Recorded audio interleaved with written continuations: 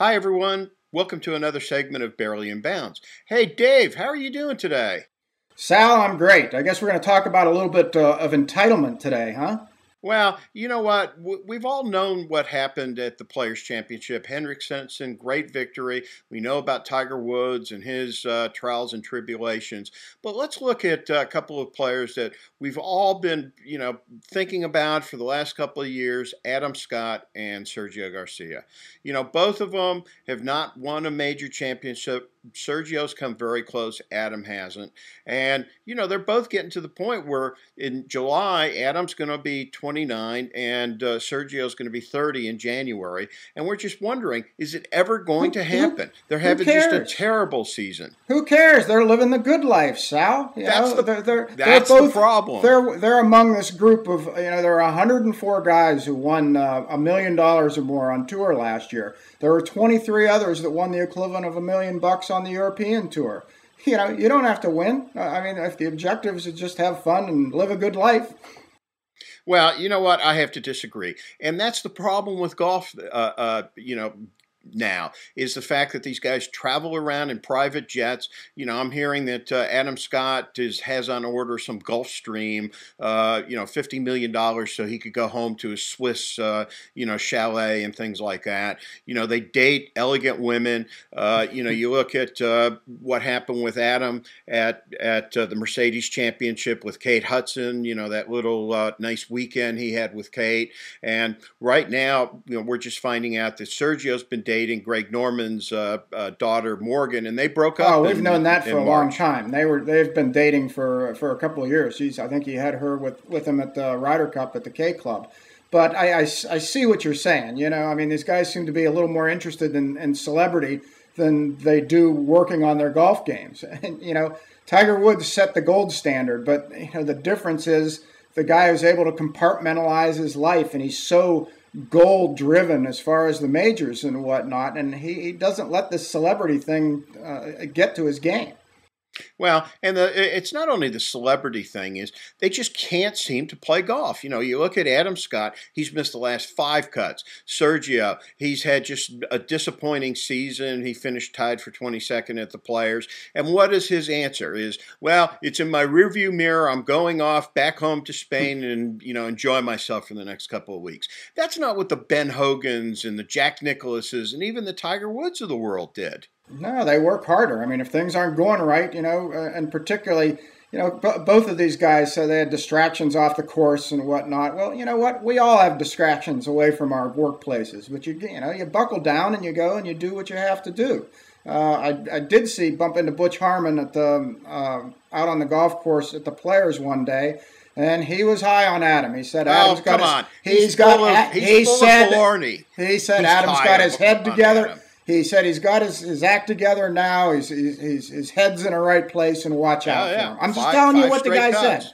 I know he's got vested interest. I don't think that Adam's going to ever win a major championship. I think Sergio's going to fall into one, but Adam Scott just doesn't seem to have it. One thing I worry about is you look at Roy McIlroy, and now he's getting a taste of some of the good life, and he's flying around in private jets. He's taking his buddies off to Las Vegas for flings in Las Vegas. He just bought a $3 million home outside of Belfast. Are we going to see the same thing with McIlroy in the future? Well, I hope not, and I think his management company seems to be trying to keep him on an even keel as far as what their expectations are, and not signing him to too many deals, and keeping the outside interests at bay. We'll see about that. He's an immense talent, but I remember back in 1998. Talking to Sergio Garcia and Justin Rose at the British Open. These two giddy teenagers. And with all these great things ahead of them, and neither one has quite lived up to expectations yet. Well, let's move on. The Hall of Fame just announced this week that Christy O'Connor has just made it into the Hall of Fame. What do you take of this? He's a great old gent. They call him himself over in Ireland. He's won, I guess, 18 times, won the British Masters. That's the only distinguishing, victory. What do you take of this? I think it's fantastic, Sal. You know why? Because of this. See this? This is the world, Sal. It's the World Golf Hall of Fame. And, I'm disappointed that two other guys that I voted for didn't get in, and that would be Norman Van Nyda and Jumbo Osaki. I know everybody's going to give me... Jumbo Osaki, there's a really good person for the Hall. You know what? You guys just don't get it. Hall of Fame. That means you get your best players in there. Now, I will give you... He won 111 times, Sal. I don't care where you're playing. Who won Osaki. He won 111 times. I don't care where you're playing. You are a good golfer. Yes, hey, he I won he 100 didn't travel times in well. my club championship. Should I be in the Hall of Fame? That's not professional golf. But my point is, it's the World Golf Hall of Fame. The criteria are too heavy on victories. If it's the World Golf Hall of Fame, I think you need to take into account the contributions that the players had to golf in their countries. Ozaki is an icon there. Without him, golf wouldn't have developed the way that it did in the 70s and the 80s and the 90s. Same with Norman Van Nyda. This guy, he won, 84 times around the world. He's the father of pretty much of professional golf in Australia.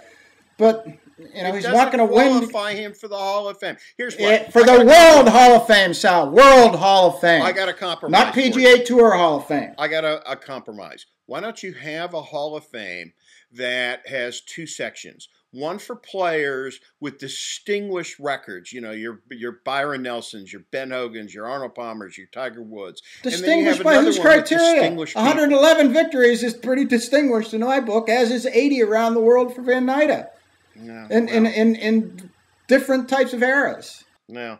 Okay, whatever. Now let's go over to Texas Open being played for the last time on La Cantera golf course, and it doesn't have a very good field. There's only 15 top 100 players playing in it. It's kind of hard to find a pick. Who do you like this week? All right, I'm going with Tim Clark, the plucky South African who played at North Carolina State. He's finally going to post his first PGA Tour victory after 182 starts. He's been a runner-up 6 times.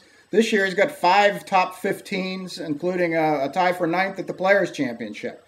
He hasn't entered Texas since 2004 when he lit Cantera up for a couple of 64s en route to a tie for 5th place.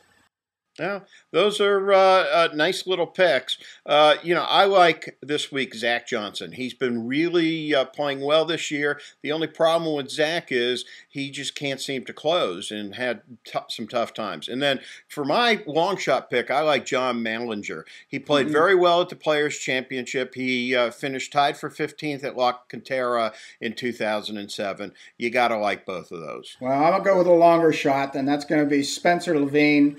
He's the brash. Spencer who? Spencer Levine, the brash youngster who came up through the Nationwide Tour and the Canadian Tours. Kid's got some game. I think he can. He's somebody who can just sort of come out of the woodwork, and that's what happens at these tournaments where the fields are always not so great. Okay, well. Good to have you join us. We'll be back next week for some more Barely Inbounds where we'll recap what happened in Texas. Dave, take care. Have a good weekend. See you, Sal.